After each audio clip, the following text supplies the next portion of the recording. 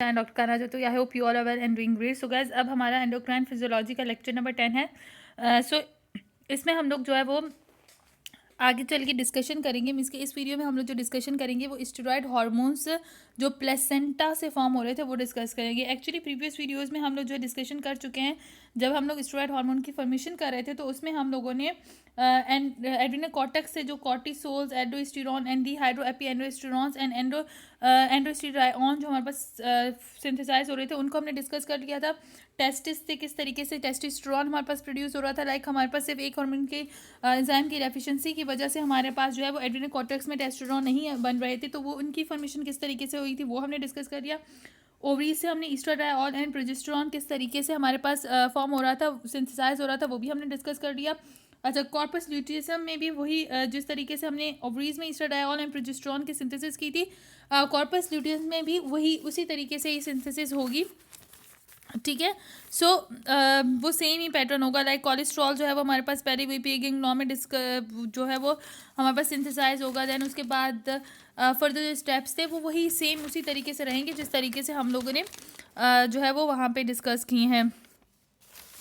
Like ovaries में अब हमारे पास जो प्लेसेंटा है वो हम लोग डिस्कस करेंगे। प्लेसेंटा के अंदर जो स्टेरॉयड हार्मोन है, लाइक प्लेसेंटा हमारे पास 2 पेप्टाइड एंड 2 स्टेरॉयड हार्मोन जो है सिंथेसाइज करवाया था। ठीक है, तो यहाँ पे हमारे पास जो ईस्ट्राट्रायोल एंड प्रोजेस्टेरोन जो हमारे पास स्टेरॉयड हार्मोन है प्लेसेंटा में, आज हम उनकी सिंथेसिस को जो है वो कवर करेंगे। सो अब हम लोग चलते हैं प्लेसेंटा के उन हार्मोन्स की तरफ। बहुत ईजी है, बहुत ही आराम से आप लोगों को जो है वो समझ में आ जाएंगे।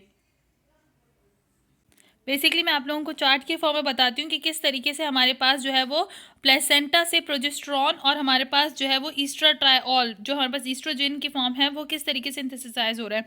अब हम लोग सबसे पहले हम लोग बताते हैं कि प्लेसेंटा के अंदर किस तरीके से हमारे पास जो प्रोजेस्टेरोन है उसकी सिंथेसिस होगी। ठीक है, सबसे पहले यहाँ पे जो आप लोग देख रहे हो, जो आप लोग यहाँ पे डायग्राम देख रहे हो, उसमें आप लोगों को सिंपली क्या नजर आया, उसमें आप लोगों को सिंपली जो है यहाँ पे बताया गया है कि ये मदर की बात की जा रही है, प्लेसेंटा एंड ये फीटस है। अब किस तरीके से कोलेस्ट्रॉल जो है वो मदर से जो है वो प्लेसेंटा में ट्रांसफर होगा, देन वहाँ से फिर वो प्रोजेस्टेरोन में कन्वर्ट होगा और फिर ये प्रोजेस्टेरोन फीटस एंड मदर में ब्लड में सर्कुलेट करेगा और वहाँ पे अपनी जो एक्शंस हैं उनको परफॉर्म करेगा।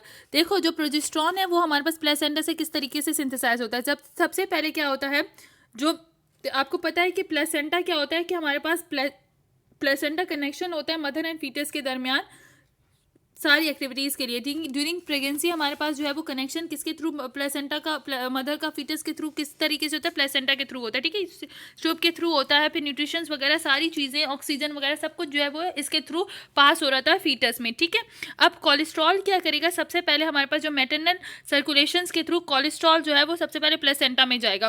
प्लेसेंटा में कोलेस्ट्रॉल गया।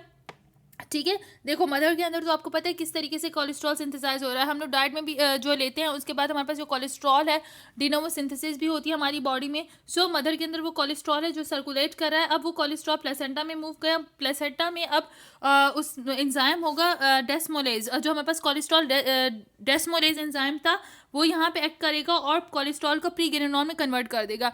अब ये प्रीग्रेनॉल जो है उसके ऊपर हमारे पास 3 बीटा हाइड्रोक्सी स्टेरॉयड डीहाइड्रोजनेज, हम लोग प्रीवियसली जो भी डिस्कस करके आए हैं प्रोजेस्टेरोन की सिंपल जो हमारे पास डेफिनेशन थी वो डिस्कस की थी। सो आपने देखा था कि प्रीग्रेनॉल जो है हमारे पास प्रोजेस्टेरोन में किस तरीके से कन्वर्ट हो रहा था, इसके ऊपर एंजाइम ऐड करेगा 3 बीटा हाइड्रोक्सी स्टेरॉयड डीहाइड्रोजनेज। ठीक है, वो इसके ऊपर एक्ट करेगा तो ये हमारे पास प्रोजेस्टेरोन में कन्वर्ट हो जाएगा। अब ये प्रोजेस्टेरोन है वो यहाँ से अब क्या करेगा, ये प्रोजेस्टेरोन फीटस में भी ये प्रोजेस्टेरोन सर्कुलेट करेगा एंड मदर में भी, और इस तरीके से जो भी उसकी जो फंक्शन है अपने वो दोनों जगह पे परफॉर्म करवाएगा। तो इस तरीके से हमारे पास प्लेसेंटा के अंदर प्रोजेस्टेरोन हमें मिलेगा। ठीक है, अब हमें जो है वो किस तरीके से प्लेसेंटा सिंथेसाइज करेगा जो है ईस्ट्रोजन को। अब वो कोलेस्ट्रॉल जो है सबसे पहले हमें देखो, ये उस वक्त जो है हमारे पास प्लेसेंटा एस्ट्रोजन भी रिलीज कर रहा होता है, प्रोड्यूस करवा रहा होता है एंड प्रोजेस्टेरोन भी, क्योंकि ड्यूरिंग प्रेगनेंसी इन दोनों जो है वो हमारे पास इन दोनों कंपाउंड्स की, इन दोनों हार्मोन्स की ज़रूरत होती है बहुत सारे फंक्शन एक्टिवेट करवाने के लिए। वो सारे फंक्शन तो हम बाद में डिस्कस करेंगे, अभी सिर्फ हम सिंथेसिस के ऊपर फोकस करते हैं। सो क्या हुआ, ये कोलेस्ट्रॉल जो है उसी तरीके से हमारे पास कोलेस्ट्रॉल मदर से फीटल में जाएगा।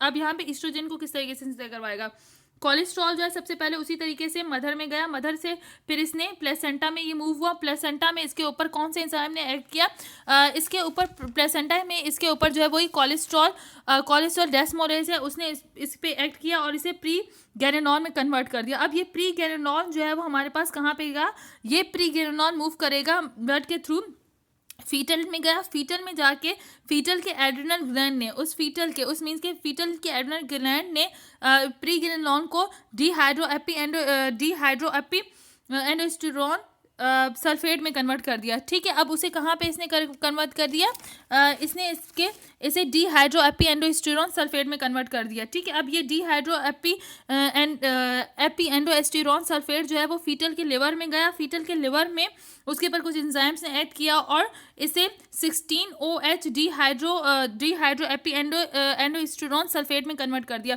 अब इसमें से हमारे पास कंपाउंड में से सल्फेट को रिमूव करवाना है। अब ये पूरा कंपाउंड फीटस में प्लेसेंटा में जाएगा, प्लेसेंटा के अंदर दो एंजाइम हो गए सल्फेटेज और एरोमेटेज, जो कि इस कंपाउंड में से जो हमारे पास 16 डिहाइड्रोएपी एंडोस्टेरोन सल्फेट था, इसमें से सल्फेट ग्रुप को जो है वो एलिमिनेट कर देंगे, रिमूव कर देंगे और बाकी जो हमारा कंपाउंड था उसमें उसको by the action of aromatase oestradiol में कन्वर्ट कर देंगे। तो इस तरीके से ईस्ट्रोजन की आपके पास क्या हो जाएगी, इस तरीके से आपका ईस्ट्रोजन जो है वो सिंथेसाइज हो जाएगा किसमें, प्लेसेंटा में। सो ये सिंपल सा चार्ट है, आप लोगों ने अगर इस सिंपल से चार्ट को मेमोराइज कर लेते हो तो आप इजीली जो है वो इसको कवर कर लेते हो। यहाँ पे आप एंजाइम्स के एडिशन कर लीजिएगा, कोलेस्ट्रॉल प्रीगेनिनॉल में किस तरीके से, ये स्टार्टिंग से पढ़ते आ रहे हैं तो अब तक तो आपको ये एंजाइम के नाम याद हो जाने चाहिए। ठीक है, जैसे कोलेस्ट्रॉल हमारे पास प्रीगेनिनॉल में किससे कन्वर्ट होता है, जो हमारे पास कोलेस्ट्रॉल डेस्मोलोज इसके ऊपर एक्ट करता है। इस तरीके से फीटस में कोलेस्ट्रॉल प्रीगेनिनॉल में वही स्टेप होगा, कोलेस्ट्रॉल डेस्मोलोज, उसके बाद प्रीगेनिनॉल जो प्रीगेनिनोलॉन में जो है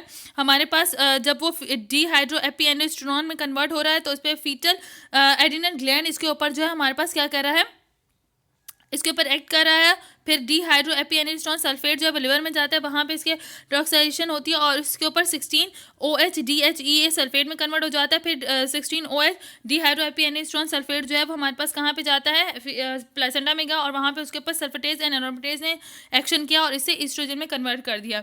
ठीक है, अगर मैं इसकी वर्डिंग में आपको डिस्क्राइब करके बताऊँ तो वर्डिंग में हमारे पास क्या है कि प्रोजेस्टेरोन इज, यहाँ से मैं आपको पढ़ के बता रही हूँ।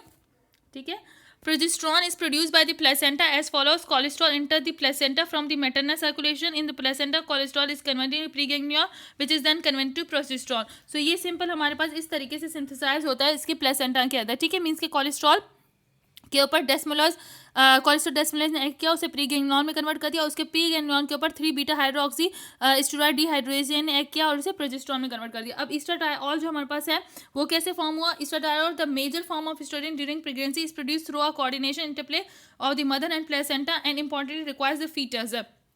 इसमें वही कह रहा है कि हमारे पास ड्यूरिंग प्रेगनेंसी ईस्ट्रोजन किस तरीके से प्रोड्यूस होगा। सबसे पहले ईस्ट्रोजन जो है हमारे पास मीन्स कि इसमें मदर का मैटरनल और फीटल हमारे पास दोनों जो है प्लेसेंटा के साथ रोल प्ले करेंगे।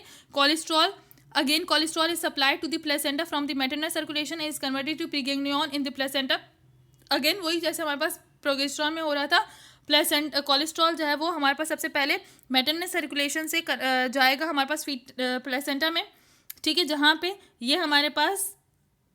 पे ये प्रीगेनिनॉन में कन्वर्ट हो जाएगा। Pregnenolone then enters the fetus circulation and converted to dehydroepiandrosterone sulphate, और फिर ये फीटस सर्कुलेशन में हमारे पास जो बना था प्रीगेनिनॉन हमारे पास बना था वो फीटस सर्कुलेशन में गया और वहाँ पे डिहाइड्रोएपी एंडोस्टेरोन सल्फेट में कन्वर्ट हो गया। ठीक है, अब क्या होगा इन द फीटल एडेनोकॉर्टेक्स में डिहाइड्रोएपी एंडोस्टेरोन सल्फेट इज आगे मैं आपको बताती हूँ। अच्छा, अब हमारे पास क्या होगा, is hydroxylated to 16OH dehydroepiandrosterone sulphate in the fetus liver. अब फीटल लिवर के अंदर जो हमारे पास डिहाइड्रोएपी एंडोस्टेरोन था सल्फेट था वो हमारे पास किस में कन्वर्ट हो गया, 16OH डिहाइड्रोएपी एंडोस्टेरोन सल्फेट में। ठीक है, अब ये 16OH dehydroepiandrosterone sulphate then comes back to the placenta, ये कम बैक होगा प्लेसेंटा में जहाँ पे sulphatase enzymes removes where a sulfatase enzyme removes sulfate and aromatase converts it to estradiol, जहाँ पे सल्फेट एंजाइम इसे कन्वर्ट कर देगा, कहाँ पे सल्फेट को रिमूव करवा देगा इस प्रोडक्ट से, और हमारे पास एरोमेटेज जो है बाकी के